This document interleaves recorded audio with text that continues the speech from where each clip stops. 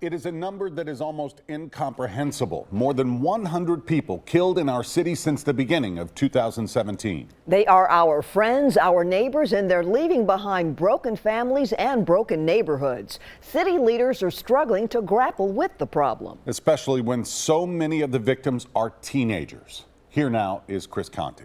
Some people call this a crisis. Some people call it an epidemic. But when children as young as 7 are being murdered in broad daylight, what this truly is unacceptable. So tonight we are saying enough to the violence killing our kids. It snuck in quietly, moved in, often hidden behind a cloak of darkness. Then suddenly, all at once, we started noticing it was there. And we begin with that breaking news. A young girl has been shot. a spike in homicides, and tonight a city in crisis. A community in shock after a 7-year-old is shot and killed by her 2-year-old cousin. 9 days into the new year, Nashville experienced its first homicide. No one could have predicted then the pain that would soon follow. It's our own kids that are shooting our own kids. Al Ganji's 14-year-old son, Clayton, was with friends on June 24th of this year when one of them pulled out a gun.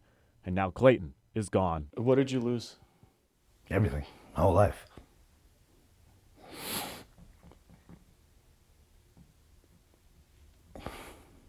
This is what violence is doing to our community. A 14-year-old boy that loved me. I loved him more than anything in this world. And he's gone because of some stupid kid's mistake. Clayton was this year's 57th homicide victim.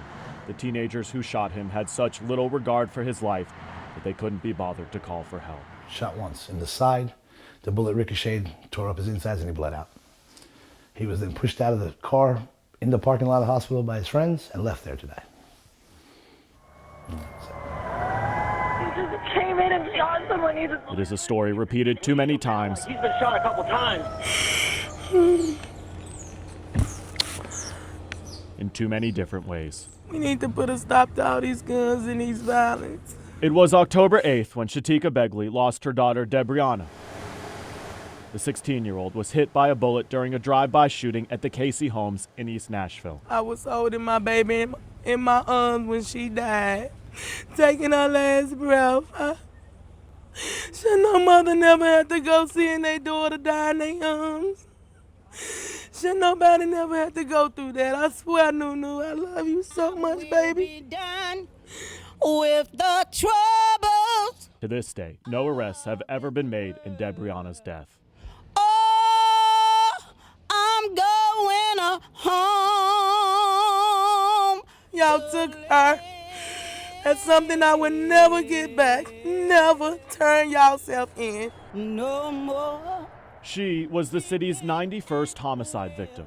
She dreamed of becoming a lawyer. When you hear that number, 91 people, what do you think? It tears my heart apart. It tears my heart to pieces. I'm going. Of the more than 100 people killed this year, 25 of the victims have been under the age of 20. Keith, Colby, Harmony, Janicia, Eduardo, Ahmad, on and on and on it goes. They took a piece of my life, my heart. This is my only daughter. Seemingly unending violence that knows no boundaries, no limits, and no minimum age requirement. Harmony Warfield was 7 years old. It is all right to cry. It's your baby. You don't get her back. It's all right to cry. It's your granddaughter. She's not coming back. It's all right to cry. On a warm June afternoon, her small casket was put in the tiniest of hearses. Stuffed animals were placed gently inside as she left for the cemetery. How is this happening? And you just sit there and you think this shouldn't happen. Right. It shouldn't. As the mayor of Nashville, Megan Barry knows this is a problem she cannot ignore. Do you feel responsible personally to fix this? Sure. I mean, you know, as the mayor of this city, I absolutely feel a personal responsibility for the safety of our citizens. So this is something that weighs on my mind every day. So what's causing this? Part of the problem is tied to the city's growth. As neighborhoods gentrify, those who were already struggling economically are being pushed further away from the urban core. That makes it harder to access public transportation, harder to access jobs, and easier to turn to crime. How do we fix this? There isn't one answer. There's many answers. I mean, and it takes an entire community to wrap their arms around this. For the mayor, part of the solution is policing.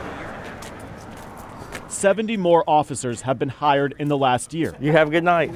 22 of them are focused primarily on community policing and foot patrols. We know that if a child is engaged and busy and learning a skill set and with adults that are mentoring them, their outcomes are going to be way better. To keep kids off the street, the city is trying to get additional funds to have community centers open longer. When you just hear about one of these kids who dies, what goes through your mind? Well, pain for that family. One death of a young person is too many. And yet city officials, city police cannot fix this problem themselves. What do you hope these kids learn from your son's death? The gun violence is not cool. Al Ganji wants other parents, other teenagers to listen to him. He admits he should have been more involved in Clayton's life, should have done more about the Snapchats his son was receiving where kids were showing off their guns, should have known Clayton was using Uber to get around because he was too young to have a license. Even after your son died, we had all of these homicides. Kids don't learn. Parents, they have to wake up. 6 months have now come and gone since Clayton Ganji was killed. Al Ganji has never found the courage to visit his son until now. That's not how I remember my son. I wish that day would have never happened. I can't erase it. I can't go back in time. If I could, I'd rather it be me than him. Standing at his son's grave, he cannot help but wonder what he could have done differently, what you can do differently. One parent opens up their eyes and says, maybe my kid is doing something wrong. Because if we don't start saying enough to the violence killing our kids, it puts them in the ground for no reason. this is where too many of them will end up. I'm a grieving father.